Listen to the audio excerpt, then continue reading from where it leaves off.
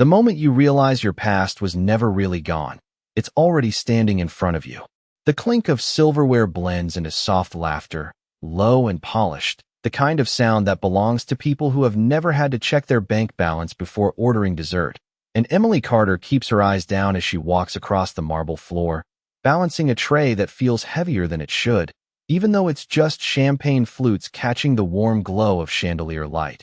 Her black uniform pressed, but worn at the seams. Her shoes quietly protesting every step after a double shift, and she tells herself the same thing she always does in places like this.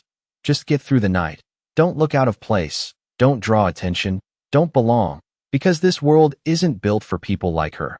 Not for someone who measures rent in days left and tips in survival. And yet tonight feels different in a way she can't name. Like something just beneath the surface waiting to break through. And as she moves past a line of guests dressed in tailored suits and silk dresses, her reflection flickers briefly in a glass panel. Tired eyes, hair pulled back too tight. A face that learned early how to stay quiet.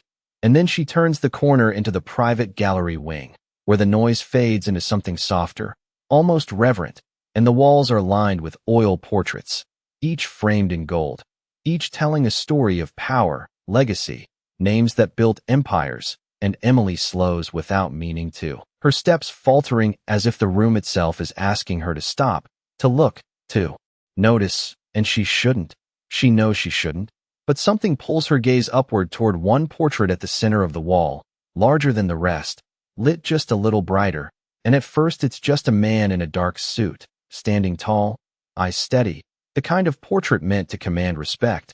But then her breath catches, sharp and sudden, like the air has been pulled out of the room, because she knows that face, not from magazines, not from headlines, but from a photograph she's kept, folded in her wallet for years, edges worn soft from being opened too many times in quiet moments she never admitted to anyone.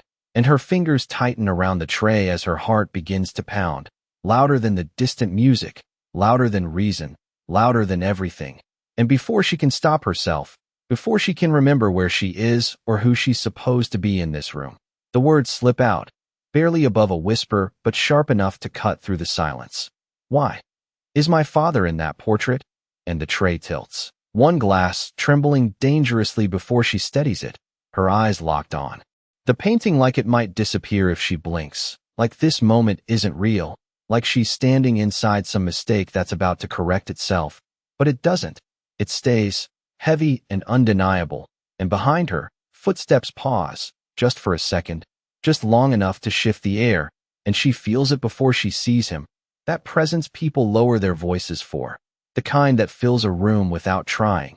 And when she finally turns, slowly, almost afraid of what she'll find, Alexander Hayes is standing there, the billionaire host of the night, the man whose name is etched into every corner of this house. And for the briefest moment, something breaks across his face. Not confusion, not anger, but something colder, something like recognition mixed with fear, and his color drains just slightly, subtle enough that most wouldn't notice. But Emily does, because she's been watching people her whole life, reading the things they don't say. And in that silence between them, stretched, thin and fragile, one truth settles in deeper than anything else. This wasn't a coincidence, and whatever story lives inside that portrait, he already knows it. Emily does not move, not right away, because something about the way Alexander Hayes is looking at her makes the room feel smaller, like the walls have quietly shifted an inch closer. And for a second she wonders if she has just made a mistake that will cost her the only job she has left. But then she looks back at the portrait, and the thought disappears, replaced by something stronger, something steadier. The kind of certainty that does not come from logic, but from memory, from years of holding on to a single image when everything else was taken away. And her voice, when it comes again, is still quiet but no longer unsure. That is him. That is my father. And the words hang there between them, fragile but impossible to take back. And Alexander's jaw tightens almost imperceptibly, his hand curling slightly at his side, as if he is deciding whether to speak or to walk away. And for a moment it seems like he might choose silence, like so many powerful men do when the truth threatens to surface in a room full of witnesses. But then, he steps closer instead, lowering his voice just enough that it does not carry beyond the gallery. "You are mistaken," he says, calm, controlled, practiced, the kind of tone that has ended negotiations and silenced questions before they could grow. But Emily shakes her head before he can finish, her grip tightening around the tray until her knuckles pale. "No, I am not," she says, and now there is something else in her voice. Not just confusion, but insistence, the kind that has been building for years without a place to go. "I have his picture. I have had it since I was a kid. That is him."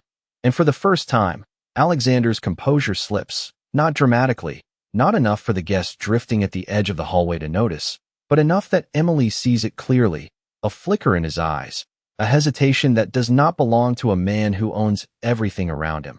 And that is when she understands something that makes her chest tighten. He is not denying because she is wrong. He is denying because he does not want this conversation to exist.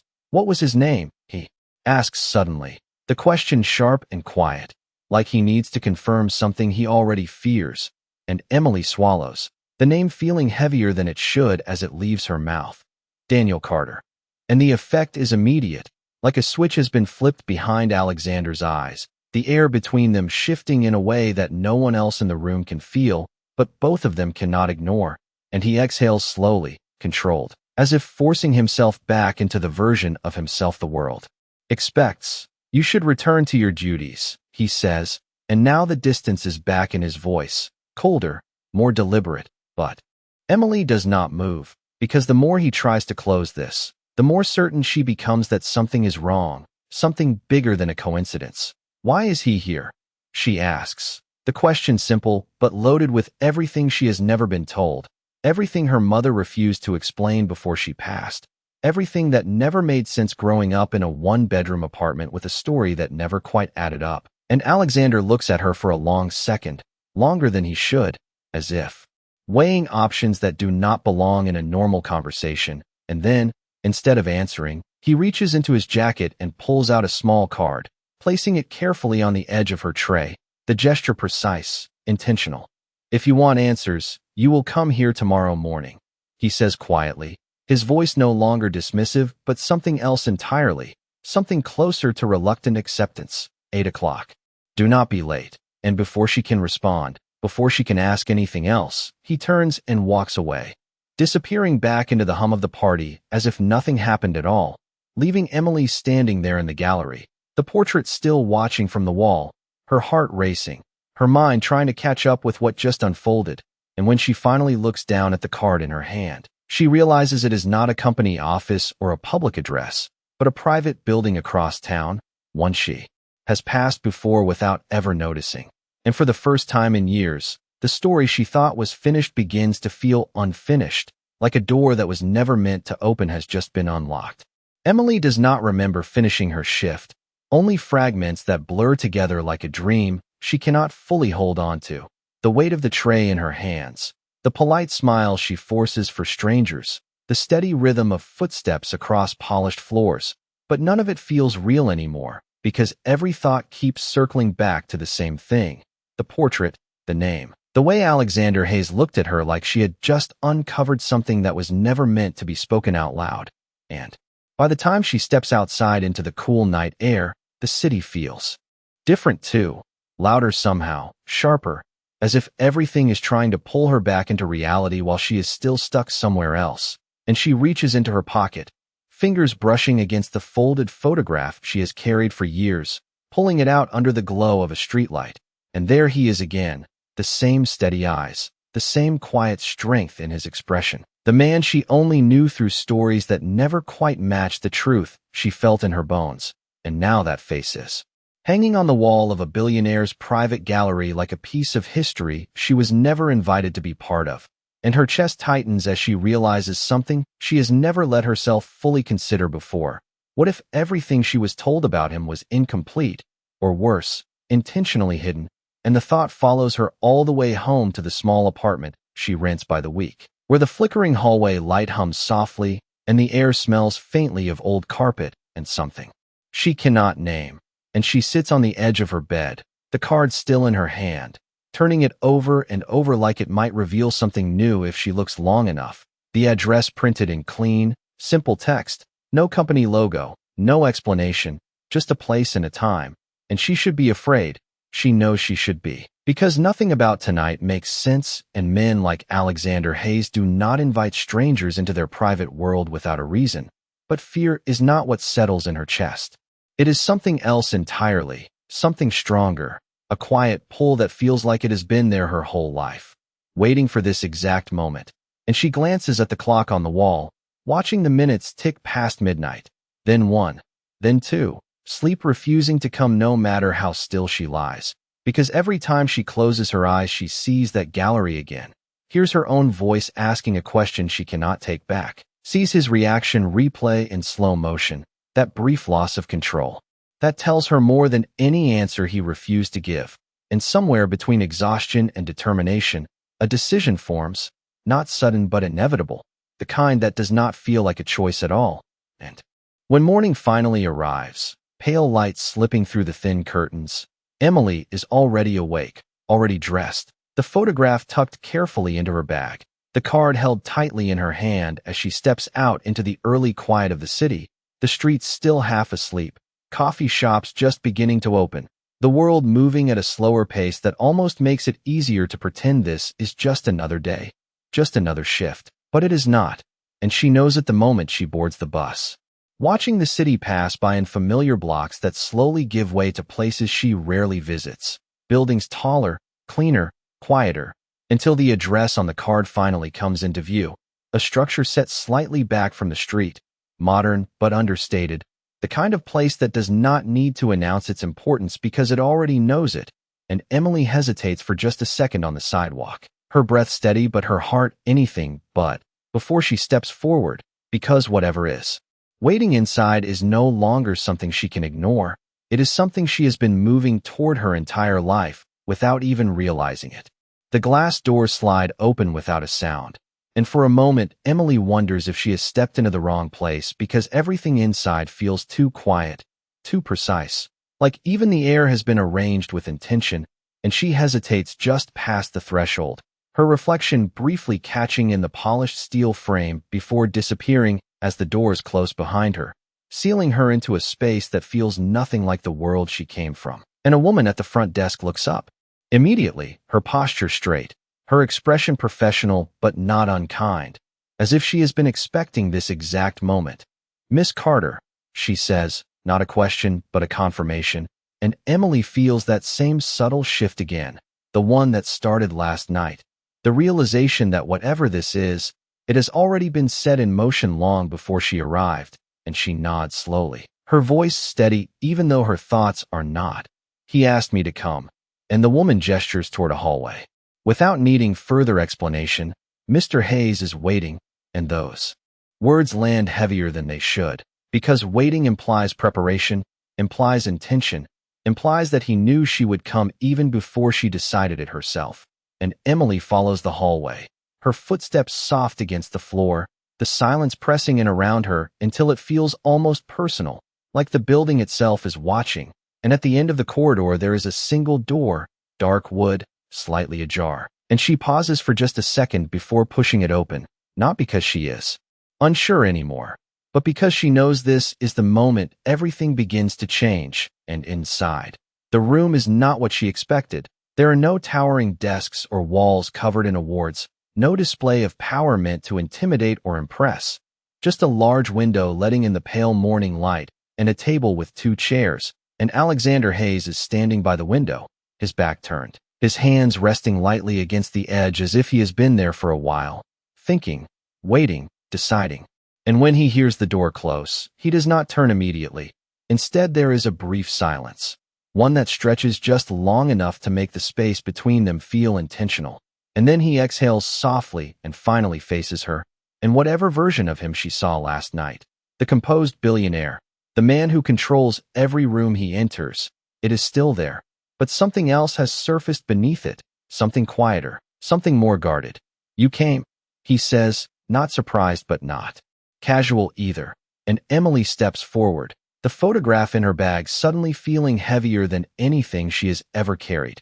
"You told me to," she replies, and the simplicity of her answer seems to land somewhere deeper than either of them expected. because he nods once, almost to himself, before gesturing toward the chair across from him. Sit. And she does, slowly, her eyes never leaving his. Because she has spent too many years accepting partial truths to do that again. Not now, not when. Everything is finally within reach, and he takes the seat across from her, the distance between them small but significant, and for a moment neither of them speaks, the silence no longer empty but filled with everything that has not yet been said. And then Emily reaches into her bag, her hand steady even as her heart begins to race again, and she places the photograph on the table between them, turning it so it faces him. Tell me why he is in your house, she says, her voice calm but unwavering. And Alexander looks down at the image, and this time he does not hide it. The recognition, the weight of memory, the quiet shift in his expression that confirms what she already knows. And when he finally looks back up at her, there is no denial left. Only something far more complicated, something that carries both truth and consequence. And he speaks slowly, carefully, as if each word has been waiting for years to be said. Because your father built everything you think I own. And the room seems to still around them, the statement settling into place with a quiet force that changes the meaning of everything that came before. And Emily feels it immediately, that subtle but undeniable shift from confusion to something sharper, something closer to truth, and she leans forward just slightly, her voice softer now, but no less certain. Then why was he never part of it? She asks. And for the first time since she walked in, Alexander does not answer right away, not because he does not have one, but because whatever comes next will not just explain the past, it will expose it. Alexander does not look away this time, and that alone tells Emily more than any polished explanation ever could, because men like him are trained to control the narrative, to redirect, to soften the edges of truth until it becomes something easier to accept. But right now there is no softening, only a quiet tension that settles between them as he leans back slightly in his chair, his gaze lingering on the photograph as if it holds more than just an image, as if it carries a weight he has been holding alone for far too long. And when he finally speaks again, his voice is lower, steadier, but no longer distant. He was supposed to be, he says, and the words land with a quiet finality that makes Emily's chest tighten, because supposed to be means something went wrong, something that changed everything. And she waits, not interrupting, not rushing, because she can feel it now. This is the part no one ever told her, the part that was kept just out of reach her entire life. And Alexander exhales slowly, as if deciding how much of the truth he is willing to let into the room. Your father did not just build the company, he continues, his eyes lifting to meet hers again. He was the reason it existed at all. And for a moment, Emily forgets to breathe, because that does not fit the story she was given. The quiet man who worked long hours, who never talked about his past, who disappeared from her life with nothing but a vague explanation that never made sense. And she feels that familiar pull again, the one between what she was told and what she always suspected, and it sharpens now, demanding clarity. Then why did he leave? She asks, and there is no accusation in her voice, only a need to understand. And Alexander's expression shifts slightly, not defensive, not dismissive, but something closer to regret. And that is when Emily realizes this is not just a story to him. This is something personal, something that still lingers beneath the surface of everything he has built. He did not leave, Alexander says quietly, and the correction is immediate, deliberate. He stepped away. And Emily frowns, the distinction catching her off guard, because stepping away implies choice, implies intention. And nothing about her father's absence ever felt like a choice. Why? She presses, leaning forward just enough to close the distance between them. And for a second, just a second, Alexander hesitates again, his fingers brushing lightly against the edge of the table as if grounding himself before continuing. Because he believed the company was no longer safe, he says, and the words settle into the room with a quiet weight that shifts everything once more, because safe is not a word people use lightly, not in a world built on power and control. And Emily feels something tighten in her chest, not fear exactly, but awareness, the sense that whatever happened back then did not just disappear, it changed direction. And she glances down at the photograph again, her father's expression suddenly carrying a new meaning, something she never noticed before, a quiet intensity that feels almost like warning. And when she looks back up, her voice is softer now, but no less certain. Safe from what? She asks. And this time Alexander does not answer immediately, not because he does not want to, but because the answer itself carries consequences that reach beyond this room, beyond the past, into something that is still very much alive. And he studies her for a long moment, as if weighing whether she is ready to hear what comes next, whether she understands that knowing the truth will change more than just how she sees her father. And finally, he leans forward slightly, his voice dropping just enough that it feels like the beginning of something irreversible, from the people who still think it belongs to them. He says, and the shift is immediate, subtle but undeniable, because suddenly this is not just about history. It is about something ongoing, something unresolved. And Emily feels it in the way her pulse quickens, in the way the room seems to narrow around them, in the way every answer is opening a door to something bigger than she ever expected. And for the first time since she walked in, she understands that this is not just about finding the truth. It is about stepping into it, whether she is ready or not. Emily feels the shift before she fully understands it, the way Alexander's words settle into something heavier than just a warning. Because there is a difference between something that happened in the past and something that never truly ended. And as she sits there across from him, she realizes that whatever her father stepped away from is still moving, still shaping the world around her in ways she never noticed. And that realization brings with it a quiet unease that does not feel like fear, but something more precise, something sharper, like standing at the edge of a story that is still being written. You are saying this is not over, she says slowly, her voice steady but thoughtful, and Alexander watches her carefully, as if measuring how much she is piecing together on her own. I am saying it never was, he replies, and the simplicity of that answer lands harder than anything else he has said so far, because it removes the distance, removes the safety of time, and places everything firmly in the present.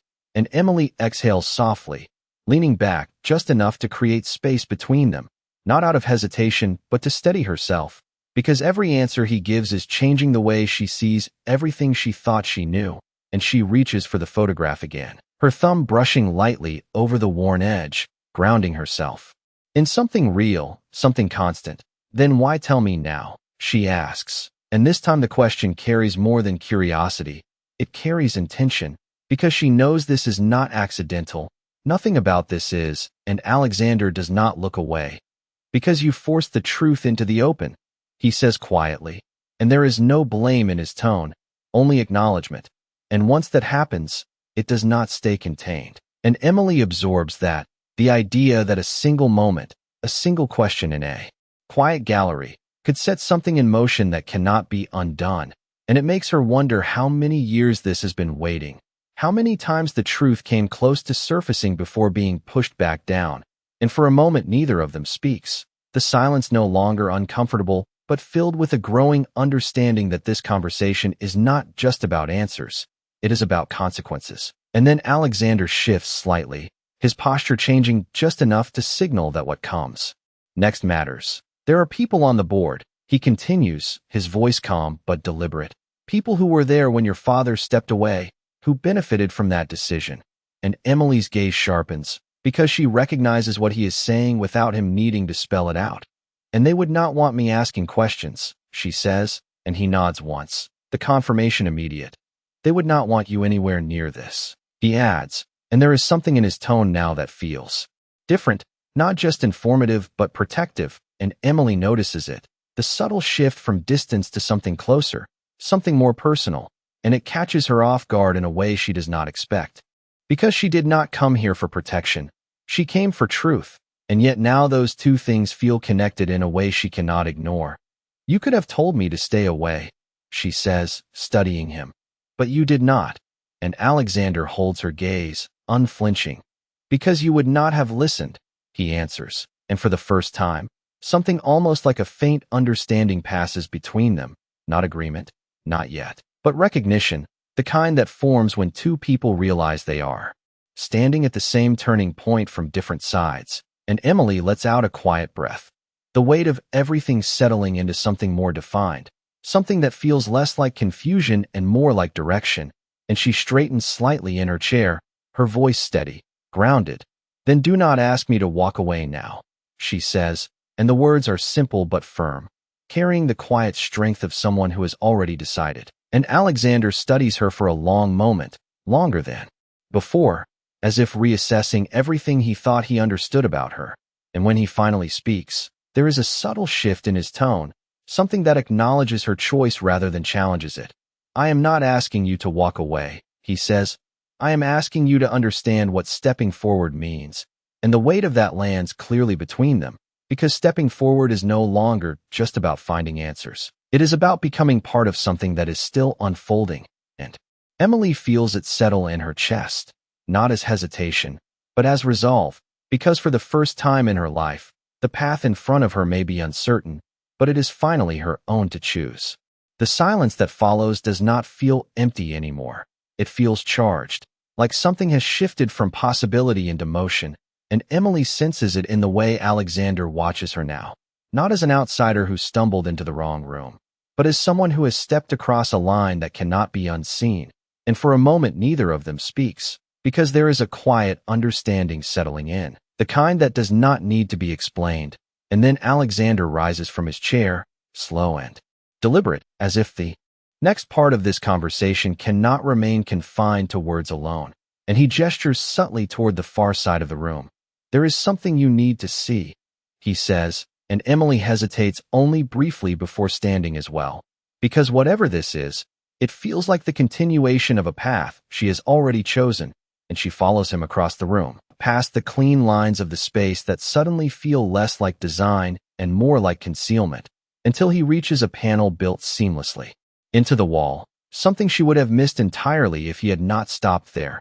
And with a quiet motion, he presses his hand against a small, nearly invisible sensor, and the panel shifts open with a soft click, revealing a narrow room beyond, dimly lit, lined with shelves and locked cases, and Emily feels a subtle tension rise in her chest, not fear, but anticipation. The sense that whatever is inside has been hidden for a reason, and Alexander steps aside, allowing her to enter first.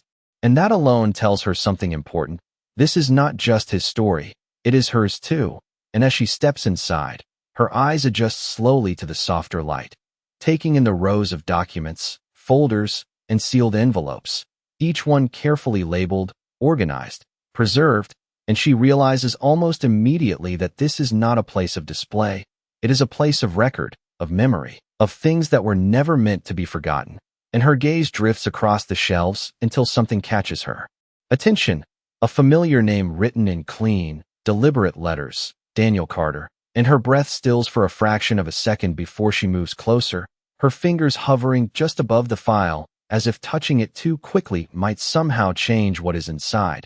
And behind her, Alexander speaks again, his voice quieter now, stripped of the distance he carried before.